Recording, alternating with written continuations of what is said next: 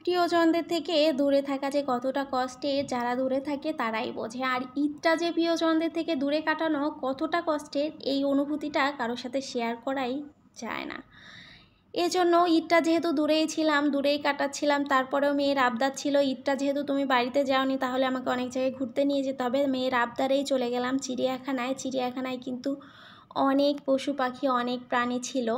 মেয়ে দেখে অনেক খুশি হয়েছে, যদিও আগেও মেয়েও এসেছে কিন্তু মেয়ে খুব ছোট্ট ছিল, এজন্য তার মনে নেই। আমিও আগে এসেছি অনেকবার, তারপরেও আবার মেয়ের জন্য যেহেতু ঈদের সময় না আসলে হয় না, মেয়ের খুব মন খারাপ করতেছিল যে বাড়িতে যেহেতু যায়নি, বাহির থেকে খাবার কেনাকাটা করে নিয়ে গেলাম। ভিতরে তো খাবার বেশি একটা পাওয়া যায় না।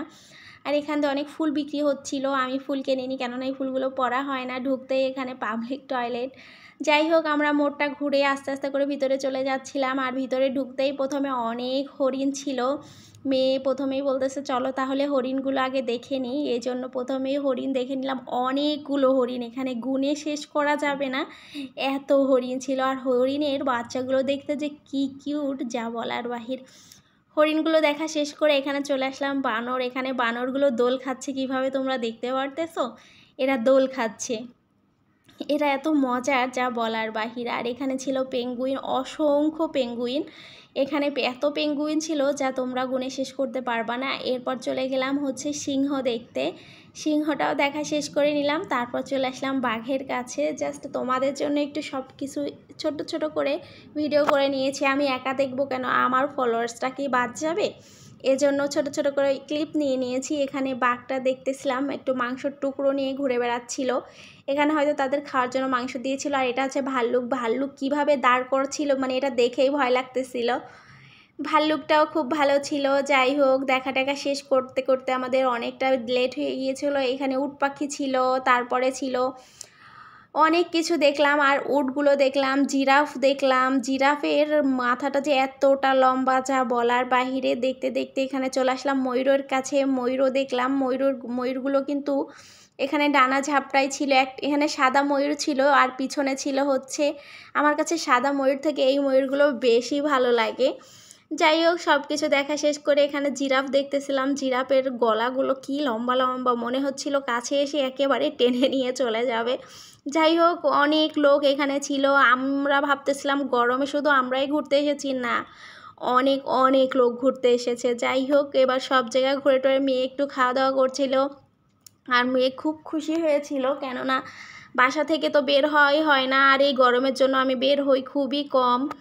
তারপরে এখানে একটু দেখতেছিলাম হচ্ছে, কি বলেন তো এগুলো হচ্ছে জলহস্তি। একেবারে পানির মধ্যে কাদার ভিতর গড়াগড়ি করতেছিল। আর এখানে অনেকগুলো জলহস্তি ছিল, সবগুলো একটু ক্লিক ক্লিক করে ভিডিও করে নিলাম।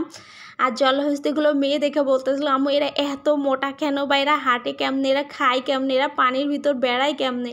আর এখানে ছিল সাপ, দেখতেই পাচ্ছেন সাপগুলো দেখতে কেমন ভয়ঙ্কর। আমার সাপগুলো দেখে খুব ভয় লাগতেছিল।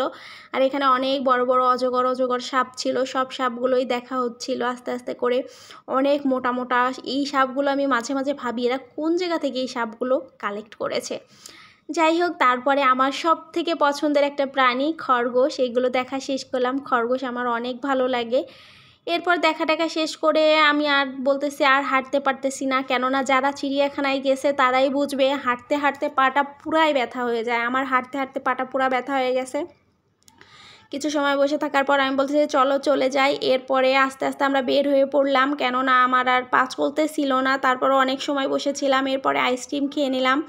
তিনজনে যে যে আইসক্রিম খেতে পছন্দ করে সে সেই আইসক্রিম নিয়ে নিল। আমার পছন্দ সব সময়ের জন্যই আমার পছন্দ হচ্ছে, আমার মেয়ে হচ্ছে কি খায় সেই জানে না, সে এক এক সময় এক একটা খায়, কিন্তু আমার পছন্দ সব সময়ের জন্য একটা আইসক্রিমই। আমি সব সময়ের জন্য এই আইসক্রিমটাই খেয়ে থাকি, পোলারের চকবাটা আমার বড্ড পছন্দের। খাওয়া দাওয়া শেষ করে আমাদের আসতে একটু রাত হয়ে গিয়েছিল, কেননা ঢাকা শহরে তো বুঝেনি রাস্তায় জ্যাম আর জ্যাম।